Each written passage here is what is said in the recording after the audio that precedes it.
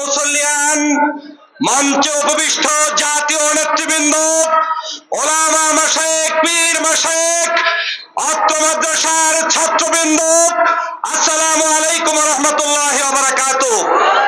বক্তব্য দীর্ঘায়িত করার কোনো সুযোগ নেই, শুধু আপনাদেরকে একটি কথা স্মরণ করিয়ে দিতে চাই। বরিশালে যখন শায়েখে চরমনাইয়ের উপরে আওয়ামী লীগের লোকেরা আক্রমণ করেছিল, আজ শায়েখে চরমনাই আছে, আওয়ামী লীগ বাংলাদেশ থেকে পালিয়েছে। আজকে স্মরণ করিয়ে দিতে চাই, আমার শায়েখে চরমনাই সেদিন বলেছিল শেখ হাসিনার পতন নিশ্চিত না করা পর্যন্ত ঘরে ফিরে যাবে না, যাবে না, যাবে না। আজকের শায়েখে চরমনাই তিনি তার কথা রেখেছেন। বাংলাদেশ থেকে ফ্যাসিবাদকে মুক্তির জন্য চরমনাইয়ের পীর সাহেবের নেতৃত্বে সারা বাংলাদেশের মানুষজন ঐক্যবদ্ধভাবে রাজপথে ছিল, ঠিক কিনা বলেন? অতএব আগামীর বাংলাদেশ ইসলামের বাংলাদেশ। কোন রক্তচক্ষুকে আমরা ভয় পাই না।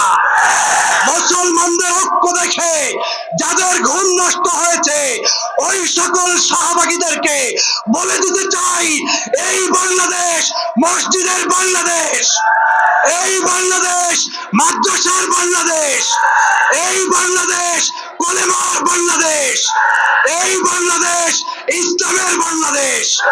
এই বাংলাদেশ কেমন হবে সেটা তোমাদের কাছ থেকে শিখতে হবে না, ঠিক কিনা বলেন? এই বাংলাদেশ পরিচালনার জন্য এই বাংলাদেশে যারা আছেন ঐক্যবদ্ধভাবে আগামী দিনে রাষ্ট্র ক্ষমতায় কে আসবে কে আসবে না সেটা আমরা জানতে চাই না। আমরা জানতে চাই সংসদের মধ্যে কোরআনের আওয়াজ থাকতে হবে, সংসদের মধ্যে ইসলামের ধ্বনি থাকতে হবে।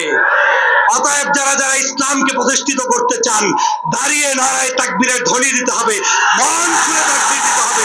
নারায়ে তাকবীর, নারায়ে তাকবীর। কালেমা গো মুসলমান, এ খাও আল কোরআনের আলো সংসদে জ্বালাইতে হবে। আল কোরআনের আলো আরো জোরে বলতে হবে মুসলমান, আল কোরআনের আলো। হযরত পীর সাহেব চরমনাই, নারায়ে তাকবীর। আসসালামু আলাইকুম ওয়া রাহমাতুল্লাহি ওয়া বারাকাতুহু।